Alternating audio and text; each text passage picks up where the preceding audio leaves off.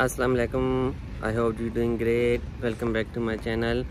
तो गाइस, जैसा कि मैंने आपसे लास्ट वीडियो में आपसे प्रॉमिस किया था कि मैं एक नेक्स्ट वीडियो बनाऊंगा, 2 वीडियो बल्कि बनाऊंगा, तो उसी सिलसिले में ये पार्ट 1 है। आप लोगों ने एंड तक देखनी है। ये वीडियो है बहुत ही इम्पोर्टेंट है और आपको ये कंटेंट यूट्यूब के अंदर स्पेशली उस बंदे का जिसने मतलब जिसका बैकग्राउंड इंडिया पाकिस्तान मतलब साउथ ईस्ट एशिया से है के बारे में बहुत कम होगा। तो मैं क्योंकि पाकिस्तान से बिलोंग करता हूं, तो मैंने ये वीडियो मतलब क्योंकि मुझे बहुत डिफ़िकल्टीज़ पेश आई तो मुझे नहीं मिल रही थी, तो फिर मैंने ये प्रोसेस खुद से किया है। नीचे मतलब खुद से गुज़रा हूं तो मुझे A to Z पता है। तो मैं चाहता हूं कि बहुत से लोगों की क्वेरीज आ रही होती है इंटरनेट के ऊपर। काफ़ी मैंने व्हाट्सएप और फेसबुक के ग्रुप भी ज्वाइन किए थे इसी सिलसिले में, तो उधर भी लोग भी पोस्ट कर रहे होते हैं कि जी ये डॉक्यूमेंट चाहिए, ये नहीं चाहिए।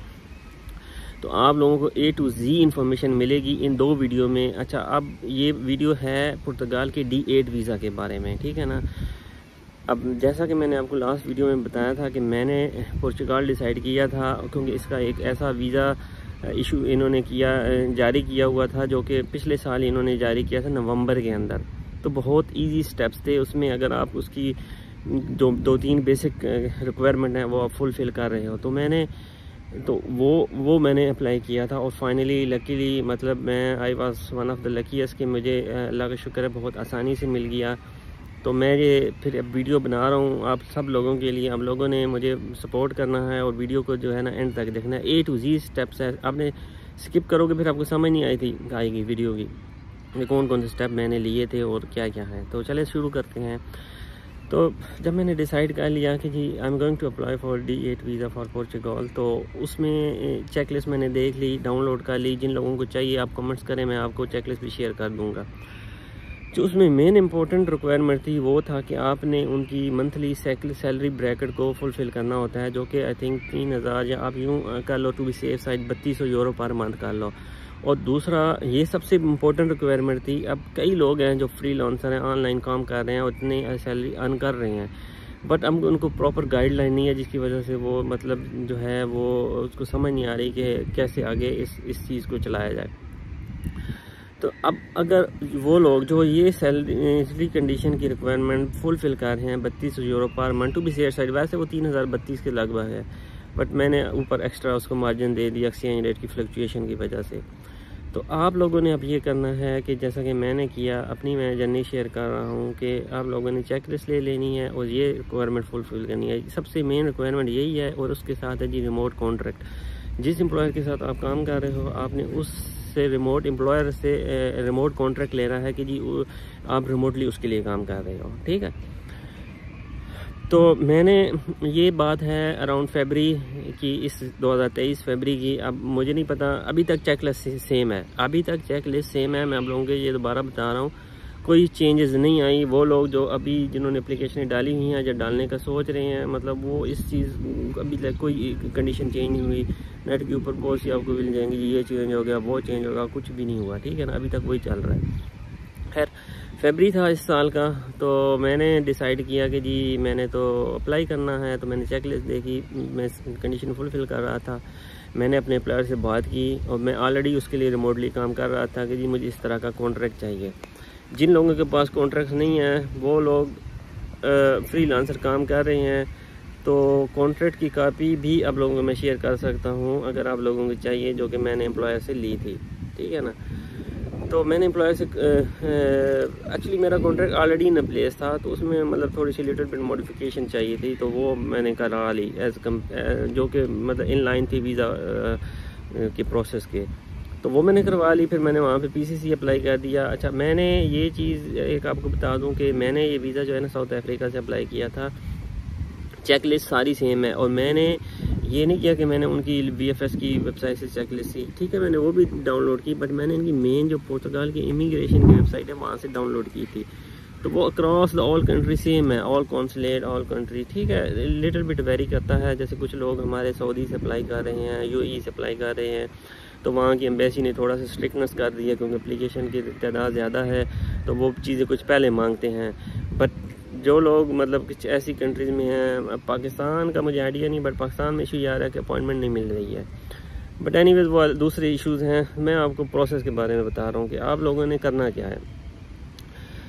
तो मैंने रिमोट कॉन्ट्रैक्ट ले लिया, मैंने पीसीसी अप्लाई कर दिया। पीसीसी अप्लाई करने के बाद अच्छा यहाँ पे मैं एक चीज़ और बताऊँ कि इवन जो वकील हैं जो इंटरनेट के ऊपर पुर्तगाल के अंदर वकील बैठे हैं वो आपको गलत गाइड कर रहे हैं, ठीक है ना। मुझे भी यही हुआ कि गलत गाइड किया गया।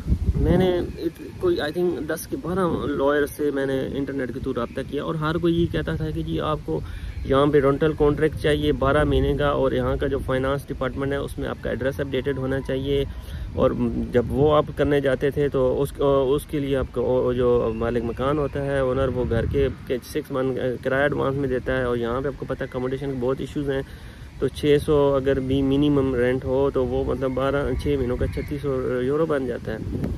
तो मैं भी काफ़ी परेशान था। फिर दूसरा वो आप कहते हैं जी आपको बैंक अकाउंट चाहिए पुर्तगाल के अंदर D8 वीज़ा के लिए। सब बकवास है, कुछ भी नहीं चाहिए। आप कोशिश करो, आप एम्बेसी से चेक करो जिस कंट्री में आप रह रहे हो। मैं आपको बता रहा हूँ ना, मैंने पुर्तगाल की इमिग्रेशन की वेबसाइट की, मुझे कहीं भी ये चीज़ नहीं नज़र आई कि जी आपको पुर्तगाल में बैंक अकाउंट चाहिए और आपको ये रेंटल कॉन्ट्रैक्ट भी चाहिए। मैं अपना एक्सपीरियंस बता रहा हूँ, कोई किसी ने कुछ नहीं मांगा, ठीक है।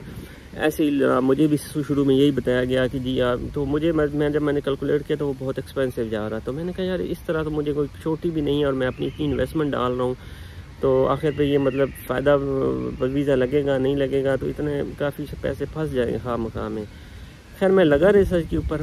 फिर मैंने वकील भी यहाँ पे यही कहते थे जी हमारी फ़ीस है 1000 यूरो 1500 यूरो और हम आपका बैंक अकाउंट खुलवाएंगे और ये और वो और आपको फाइनेंस बनवा के देंगे। इवन मैंने कंपनी भी ढूंढी जो कि 12 आई थिंक 3000 के 2500 यूरो लेती थी और आपको बस ऐसा फेक ही बना के देती। फेक इन द सेंस कि आपको मतलब आपसे 2500 यूरो लेती तो वो पैसे जो आपने माले मकान को देने थे वो बच जाते थे, मतलब वो 3600। तो मैंने कहा मतलब उसमें कोई डिफरेंस नहीं था। 2500 ये ले रहा था, 3600 का 600 किराया था, में आपको मकान मिल रहा है, तो 3600 वो बन रहा था 6 महीने का एडवांस, तो 1000-1200 का डिफरेंस था। तो मुझे नहीं सही लग रहा था। तो फिर मैंने कहा अब क्या करूँ। फिर मैंने बताया, बहुत से लॉयर से डिस्कशन की, ये वो सब यही कहते थे कि जी आप, तो मैंने हाँ जो इम्पोर्टेंट डॉक्यूमेंट्स हैं ना वो आपको निफ्ट चाहिए, ठीक है। ये जो बैंक अकाउंट की कहानी है और पैसे डालने हैं, ये D7 वीज़ा होता है, इन्वेस्टमेंट वो दूसरा पैसिव इनकम का वीज़ा, उसके लिए चाहिए होती है, ठीक है ना। और वो हाउस कॉन्ट्रैक्ट भी उसके लिए चाहिए होता है। क्योंकि मैं आपको बताऊं कि इनिशियली मेरा माइंड यही था कि मैं वो वाला वीज़ा अप्लाई करूँगा, लेकिन फिर मैं उसमें क्वालिफाई नहीं कर रहा था क्योंकि मैंने बहुत से ग्रुप्स ज्वाइन किए थे। मुझे यही मिल रहा था कि पता चल रहा था कि जी जो वो वीज़ा है ना वो जिन लोगों की एज अंडर 40 है उसको नहीं देते, वो 50+ या 60+ वालों को वो वीज़ा देते हैं। तो अगर आप यंग हैं और आप इतनी अर्निंग कर रहे हैं तो आपको वो वीज़ा कभी भी नहीं मिलेगा, इवन दो कि आप, क्योंकि उसकी जो रिक्वायरमेंट है वो आई थिंक 1700-800 मिनिमम जो पुर्तगाल में सैलरी है उसके बराबर है। तो वो कहते थे कि जी आप 3 टाइम ज़्यादा भी अर्न करें तो आपको वीज़ा मिल जाएगा। मैं भी इसी उसमें था कि जी मुझे तो कॉन्फिडेंस था कि जी मिल जाएगा। फिर जब मैंने बाद में ऐसे ग्रुप्स का मुझे पॉइंट बहुत वैलिड लगा, मैंने कहा ये पॉइंट बहुत वैलिड है। हम अभी अंडर 40 हैं, ये अंडर नहीं देंगे इन लोगों को, यंग लोगों को वीज़ा। इन्हें पता है ये लोग ये रूट इस्तेमाल करते हैं, स्पेशली जो एशियन लोग हैं, और फिर जनाब आके यहाँ पे तो दूसरे काम करने शुरू कर, क्योंकि वो वीज़ा आपको हर चीज़ अलाउ कर रहा था, बिज़नेस अलाउ कर रहा था, वो आपको क्या कहते हैं जॉब अलाउ कर रहा था, सब कुछ। तो उसमें इस वजह से तो मैं भी ये रिकमेंड करूँगा, अगर आपकी एज 40 से लेस है, 45 से भी लेस है, तो आप ना उस रूट पे जाएं, इवन तो आपकी अर्निंग ज़्यादा है। खैर एनीवे अब चलते हैं उसकी तरह कि मैंने फिर सब कुछ करने के बाद मैंने कहा चलो प्रोसेस स्टार्ट करने, बिकॉज मुझे निफ्ट तो चाहिए था। तो मैंने प्रोसेस स्टार्ट किया। मैंने एक जो है लॉयर उसको शॉर्ट लिस्ट किया और उसको पावर ऑफ अटर्नी बना के भेज दिया। उसने मेरा निफ्ट अप्लाई किया, ठीक है। ये बात है अब अराउंड फरवरी से शुरू किया था। फरवरी में मैंने पीसीसी अप्लाई किया था, आई थिंक फरवरी मार्च में। तो ये सारा डिसाइड करते महीना गुजर गया, अप्रैल आ गया। अप्रैल के एंड में मैंने उनको पावर ऑफ अटर्नी भेजा, उन्होंने मेरा निफ्ट अप्लाई किया। आई थिंक अराउंड मिडल और 2nd वीक ऑफ मई उन्होंने मेरा निफ्ट जो है अप्लाई कर दिया था, और वो आई थिंक आफ्टर 2 वीक्स और 1 वीक मुझे मिल गया था बाय ईमेल, उन्होंने मुझे शेयर कर दिया था। ये हो गया। उसके बाद मैंने टू बी सेफ साइड, क्योंकि मैंने ये भी पढ़ा था कि कई एम्बेसीज मांगती हैं बाद में, इवन तो उनकी चेक लिस्ट में नहीं है, बट ऐसे है कि वो जनाब एशियन को वीज़ा देने से करने के लिए ना कोई उन्होंने इशू निकालना होता है, तो वो मांगते हैं जी आपने हमें बैंक अकाउंट नहीं दिया। तो मैंने सेफ साइड, क्योंकि मैंने पैसे तो ऑलरेडी दे दिए थे लॉयर को, उसमें इंक्लूडेड था निफ्ट की सर्विस और बैंक अकाउंट की। तो वो मैंने क्या कहते हैं करके तो बैंक अकाउंट का प्रोसेस शुरू कर दिया था। अच्छा, बैंक अकाउंट में इशू ये आ रहा था कि बहुत सी कंपनी थी जो कि रिजेक्ट कर रही थी कि हम पाकिस्तानी नेशनलिटी या इंडियन या मतलब पाकिस्तानी का बेसिकली मैं कहूँगा कि मेरी पाकिस्तानी नेशनलिटी है कि हम नहीं दे रहे बैंक अकाउंट। यहाँ के बैंक शुरू में दे देते थे, बट अब क्योंकि मे भी नंबर ऑफ़ एप्लीकेशन ज़्यादा हो गई हैं या जो भी है, तो वो नहीं दे रहे थे, मतलब वो तो इशू क्रिएट कर रहे थे। तो इस लॉयर ने भी मुझे यही कहा कि हम ट्राई करेंगे, बट ये है कि डिपेंड करता है, इनका एक कंप्लायंस डिपार्टमेंट होता है उसकी अप्रूवल पे। तो आप देख लें। तो क्योंकि फ़ीस तो मेरी शामिल ही थी, तो मैंने कहा ठीक है आप ट्राई करें, ठीक है, let's hope for the best. तो उन्होंने प्रोसेस स्टार्ट कर दिया, निफ आ गया, उसमें मेरा बैंक का प्रोसेस स्टार्ट कर दिया। लॉयर बहुत अच्छा था, बहुत ही मतलब उसने कोऑपरेट किया, और उसके आगे लिंक्स वगैरह भी अच्छे थे। तो ही manage to open my finally bank account in Portugal. Bank account खोल गया, ये बात है अराउंड जून की, नो एंड ऑफ मई, या because second week of May में मेरा निफ आया था। तो आई थिंक एक हफ्ता 10-12 दिन ऊपर लगे थे, तो वो एंड ऑफ मई था, उसने मेरा बैंक अकाउंट ओपन कर दिया। बट अब उसने कहा कि बैंक अकाउंट तो ओपन हो गया और आप इसमें एक ही डिपॉजिट कर सकते हैं, क्योंकि इसकी अभी कंप्लायंस की डिपार्टमेंट की अप्रूवल रहती है। तो फुली फंक्शन आपका बैंक अकाउंट तभी होगा जब आपके कंप्लायंस की डिपार्टमेंट की अप्रूवल आएगी। मैंने कहा ठीक है। तो मेरे बाकी डॉक्यूमेंट्स रेडी थे, मेरा पीसीसी आ गया था, बाकी सब डॉक्यूमेंट्स मेरे पास रेडी थे, निफ आ गया था, बैंक अकाउंट भी हो गया था, बट अब मैंने पैसे नहीं डाले थे। और मेन रिक्वायरमेंट जो थी वो थी आपकी क्या कहते हैं वहाँ की क्या कहते हैं, बाकी वो होटल की बुकिंग मैंने लगानी थी। वो इस वजह से कि उन दिनों में रिसेंटली कुछ लड़कों का सऊदी अरेबिया से पाकिस्तानी लड़कों का वीज़ा अप्रूव हुआ था, और उनसे मैंने कंफर्म किया था। तो उन्होंने कहा थी हमने तो होटल बुकिंग ही लगाई है, और उन्होंने एक्सेप्ट कर लिया। उन्होंने 3 महीने की हुक्म booking.com से लगाई थी, बट वो कंफर्म वाली थी, मतलब पैसे दिए हुए थे। तो मैंने क्या किया कि अब आप देखें ना, जब उसका वीज़ा लगना होता है उसके डॉक्यूमेंट्स उस तरह से भी ना हो तो लग जाता है। अब ये लाइव एग्जांपल मैं आपको दे रहा हूँ। तो मैंने क्या किया जी, मैंने चेक किया तो वो 1 मंथ से ऊपर हो नहीं रही थी। तो मैंने क्या किया कि मैंने कहा होना हुआ तो हो जाएगा, नहीं होना हुआ तो नहीं होगा। तो मैंने उनको 1 मंथ की booking.com से होटल की बुकिंग दी कि जी मैं यहाँ पे पुर्तगाल में यहाँ पे इस एड्रेस पे जाके रहूँगा।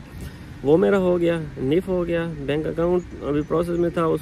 बाकी मैंने स्टेटमेंट, अभी यहाँ पे मैं इंपॉर्टेंट चीज़ ये भी बता रहा हूँ कि लोग कहते हैं जी जहाँ आप रह रहे हैं वहाँ की स्टेटमेंट दें, वहाँ की पता नहीं क्या। मतलब आप लोगों ने देखे, मैं साउथ अफ्रीका में था, मेरे साउथ अफ्रीका के अकाउंट में कोई खास पैसे नहीं थे, मैंने उनको पाकिस्तान की बैंक स्टेटमेंट दे दी जो मेरे पाकिस्तान में कुछ सेविंग पड़ी थी।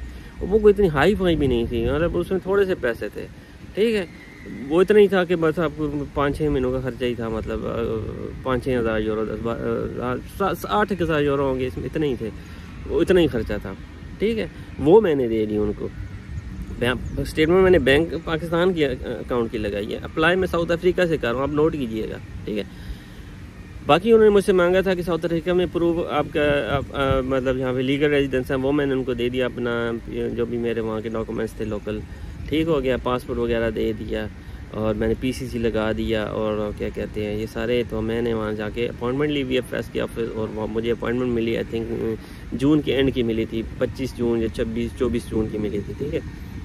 मैं वहाँ चला गया, मैंने कवर, हाँ लेकिन मैंने इसमें इंपॉर्टेंट चीज़ ये थी, मैंने कवर लेटर ब्रीफ लिखा था। मैंने उसमें सारा अपना एक्सपीरियंस लिखा था कि मैं क्या करता हूँ, कितना एक्सपीरियंस है, मैं किस तरह अर्निंग कर रहा हूँ, और मैंने एम्प्लॉयर का रिमोट कॉन्ट्रैक्ट लगाया था, और उससे मैंने NSO भी ले लिया था कि जी एम्प्लॉयर को कोई इशू नहीं है इसमें कि मैं रिमोटली काम कर रहा हूँ, तो अगर मैं कहीं और से करूँ तो ये एक मैंने लगाया था, ठीक है। तो मेरे में मेन यही डॉक्यूमेंट्स थे, मैं आपको डिटेल में बता रहा हूँ।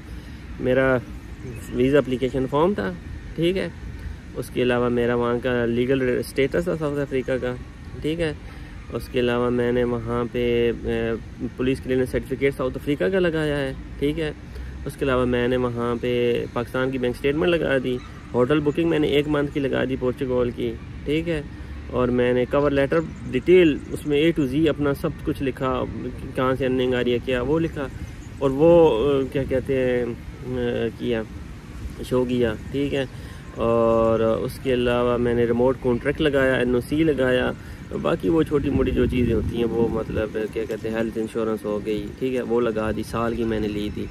और टिकट एयर टिकट भी मैंने डमी लगाया था, मतलब वो ऐसे ही हुआ बुकिंग, वो जो वैसे भी वो 2-3 दिनों में एक्सपायर हो जाता है, वो होटल एयरलाइन इतना नहीं रिटेन करते, तो वो डमी टिकट की कॉपी लगाई थी। ये सारी एप्लीकेशन और ये सारी चेक लिस्ट के मुताबिक थी, मतलब चेक लिस्ट में कोई ऐसी चीज़ नहीं थी जो मैंने छोड़ दी। और हाँ, लास्ट थिंग इम्पोर्टेंट, वो मैंने साउथ अफ्रीका में टैक्स रिटर्न लगाए थे कि वो मेरे 5 सालों के थे, ठीक है, वो भी मैंने लगाए कि जो मैं यहाँ पर लीगल रेजिडेंस और टैक्स दे रहा हूँ, तो वो उन्होंने मांगे थे तो वो मैंने लगा दिए। तो अब लोग जो लोग इंडिया पाकिस्तान से अप्लाई कर रहे हैं, बांग्लादेश वगैरह से, अब वो देख लें कि जी चेक लिस्ट यही है, आप एम्बेसी से चेक कर लें, उनकी कुछ रिक्वायरमेंट चेंज तो नहीं है, तो वो वहाँ का ये है कि डॉक्यूमेंट, बाकी सब डॉक्यूमेंट सेम है, सिर्फ आपने वो टैक्स किया है वो उस कंट्री का देना जहाँ पे आप रह रहे हो। तो अब मैंने वीज़ा अप्लाई कर दिया। सॉरी वीडियो लंबी होती जा रही है, लेकिन अब मैं डिटेल में बता रहा हूँ आपको इसलिए, ठीक है। तो वीज़ा अप्लाई हो गया, वीज़ा अप्लाई करने के बाद बिल्कुल खामोशी, ठीक है। जुलाई आ गया, अगस्त आ गया, सितंबर आ गया, राइट, कोई नहीं। मैं भी चुप करके बैठा था, मैंने कहा जी अब क्या करें, वेट करते हैं। फिर क्या हुआ कि सितंबर के एंड में मैंने उनको ईमेल की, मैंने कहा जी मैंने इस तरह वीज़ा अप्लाई किया हुआ है, तो मुझे कोई स्टेटस नहीं आया, तो अब 4 महीने होने वाले हैं, तो क्या मतलब अपडेट है ना। तो उन्होंने कहा जी आपकी एप्लीकेशन प्रोसेस में है, तो जो ही अपडेट आएगी तो हम आपको उसके बारे में अपडेट कर देंगे। ठीक हो गया। सितंबर का वो भी हफ्ता गुजर गया, अक्टूबर आ गया। अक्टूबर के फर्स्ट वीक में मुझे VFS की तरफ से ईमेल आया कि एम्बेसी आपसे ये चीज़ें मांग रही है, हेल्थ इंश्योरेंस आपको अपडेटेड चाहिए और आपको एयर टिकट की कंफर्म कापी दें। जब ये चीज़ हुई तो मुझे थोड़ा ना मुझे होप नज़र आई कि अगर एक कंफर्म एयर टिकट की कापी मांग रहे हैं, मैंने तो डमी लगाई थी, तो इसमें कि वीज़ा एप्लीकेशन मेरी अप्रूव के चांसेस हैं। बट मुझे थोड़ा सा डाउट भी था सेम टाइम पे कि जी ये मुझे हेल्थ इंश्योरेंस को मांग रहे हैं, क्योंकि हेल्थ इंश्योरेंस मैंने ऑलरेडी 1 साल की दी हुई थी, और वो मैंने दी भी AXA करके थी, यूरोप की थी, वो वाली मैंने दी थी। तो मैंने VFS से दोबारा कंफर्म भी किया, तो वो कहते हैं हमें नहीं पता, हमसे वैसे दोबारा मांग रही है। फिर मैंने क्या किया, मैंने दोबारा बाय कर ली अलायंस वालों की, वो फिर मैंने एट दैट टाइम 3 मंथ की बाय की थी, तो वो मैंने बाय करके लगा दी साथ, ठीक है। और उसके अलावा क्या हुआ कि टिकट बाय कर लिया, 1 वे टिकट, और मैंने सबमिट कर दिया एम्बेसी में। 1 हफ्ता गुजरा, 1 हफ्ता मुझे VFS की फिर कॉल आई कि वो ये एम्बेसी कह रही है कि जी आपकी तो जो हेल्थ इंश्योरेंस है वो क्या कहते हैं ठीक है, बट आपका टिकट 1 वे है और आपने जो है ना क्या कहते हैं वीज़ा अप्लाई किया है विजिटर वीज़ा, तो उसमें रिटर्न टिकट चाहिए। तो मुझे वहाँ पे डाउट बढ़ गया, मैंने कहा ये तो कोई गड़बड़ लग रही है। फिर मैंने दोबारा डायरेक्ट एम्बेसी को कॉल किया और मैंने उनका जी इस तरह से मुझे VFS कह रही है, हालांकि मेरा तो लॉन्ग टर्म वीज़ा है। तो फिर उन्होंने कहा कि जी हाँ ये लगता है कुछ गड़बड़ होगी, ये तो आपका केस जो है ना, आप हमें टिकट की कापी भेज दी, आपकी बस ये रिक्वायरमेंट है। इवन उनको हेल्थ इंश्योरेंस भी नहीं चाहिए थी, वो VFS ने गड़बड़ कर दी थी, तो आप हमें भेज दें इस एड्रेस पे तो कर देंगे, हम आगे फॉरवर्ड कर देंगे। मैंने कर दी। फिर 1 हफ्ता गुजर गया, 2 हफ्ते गुजर गया, कोई अपडेट नहीं है। फिर मैंने उनसे चेक किया, उन्होंने कहा जी आपका क्योंकि वीज़ा अप्रूवल है, लॉन्ग टर्म रेजिडेंसी है D7 में, तो आप लोगों आपका उधर से आएगा अप्रूवल, सेफ से, मतलब पोर्चुगल जो इमिग्रेशन डिपार्टमेंट है वहाँ से आएगा। तो मैंने कहा ठीक है, तो कहते हैं जो वेट आएगा तो हम आपको वीज़ा स्टैम्प करके देंगे। फिर मैं वेट करता रहा। फिर नवंबर के स्टार्ट में मुझे क्या कहते हैं एक दिन कॉल आई है कि जी आपका वीज़ा आ गया, पासपोर्ट आ गया, आप कलेक्ट कर लें VFS से। मैं चला गया वहाँ से, VFS कलेक्ट किया, खोला तो इनसे लगा हुआ था वीज़ा। मतलब मैं बहुत खुश हुआ, मैंने कहा चलो जी शुक्र है, ये तो लग गया, बहुत ईजीली लगा मेरा। और क्या कहते हैं फिर उसमें साथ ही अपॉइंटमेंट की डेट भी उन्होंने दी हुई थी कि जी इस तारीख को आपकी अपॉइंटमेंट है पुर्तगाल के अंदर, और वो बहुत मतलब विद इन 2 वीक्स का टाइम था। तो मैं फिर थोड़ा सा वो कि मैंने कहा ये तो मुझे अर्जेंटली निकलना पड़ेगा। तो वो जो था वो नेक्स्ट स्टेप है, वो फिर आपको मैं अगली वीडियो में बता दूँ कि वीडियो बहुत लंबी हो रही है, ठीक है, कि उसमें फिर मैंने कौन कौन से डॉक्यूमेंट्स लगाए और क्या क्या मैंने किया है, ठीक है। तो उम्मीद है अब इस वीडियो में आपको सारी कंप्लीट डिटेल समझ आ गई होगी, ठीक है। अगर किसी को नहीं भी आए तो कमेंट्स करके नीचे पूछ लें मुझसे, फिर मैं आपको ना उधर रिप्लाई कर दूँगा, ठीक है। तो फिर चले मैं आपको दूसरी वीडियो बनाता हूँ, उसमें फिर आपको ना मैं सेकंड स्टेप की बताता हूँ। तो ये सारा प्रोसेस था जिस तरह मेरा D8 वीज़ा लगा, ठीक है। तो आप लोगों ने कोई टेंशन नहीं लेनी, सब इजीली कोई चेक लिस्ट को फॉलो करो और एम्बेसी से चेक कर लो ये कि क्या रिक्वायरमेंट है। VFS के ऊपर भी ना जाओ, ये VFS जस्ट इनकी ड्यूटी ये है कि डॉक्यूमेंट्स कलेक्ट करने, एम्बेसी को देने, वहाँ से लेने, आपको वापस करने हैं, ठीक है ना। ये अभी करते हैं। आप कोशिश करो कि वो जो इमिग्रेशन पुर्तगाल की वेबसाइट है वहाँ से चेक लिस्ट डाउनलोड करो और क्या कर उसको फॉलो करो, और एम्बेसी से थोड़ा सा चेक कर लो, अगर डायरेक्ट आप कर सकते हैं। मुझे नहीं पता आपको एम्बेसी डायरेक्ट एंटरटेन करेगी कि नहीं, अगर आपकी वो फ़ोन वगैरह अटेंड कर रहे हैं तो आप उनसे थोड़ा सा कोई रिक्वायरमेंट बारे में पूछ लो, वरना ये प्रोसेस था, ठीक है। तो अब आप अगली वीडियो में बना रहा हूँ स्टेप 2 के बारे में कि रेजिडेंसी कार्ड कैसे अप्लाई करना है, ठीक है। अब ये जो वीज़ा था ये 4 मंथ का वीज़ा था टोटली, ठीक है। D type long term 4 month का वीज़ा था, 120 डे था, और आपको अपॉइंटमेंट की डेट मिली हुई थी, ठीक है। तो अब नेक्स्ट वीडियो में मैं आपको बताता हूँ कि अगला क्या प्रोसेस किया है, तो आप दूसरी वीडियो देखें अगले पार्ट के लिए, स्टेप 2 के लिए। मिलते हैं नेक्स्ट वीडियो में, अपना ख्याल रखें, बहुत शुक्रिया, अल्लाह हाफिज़।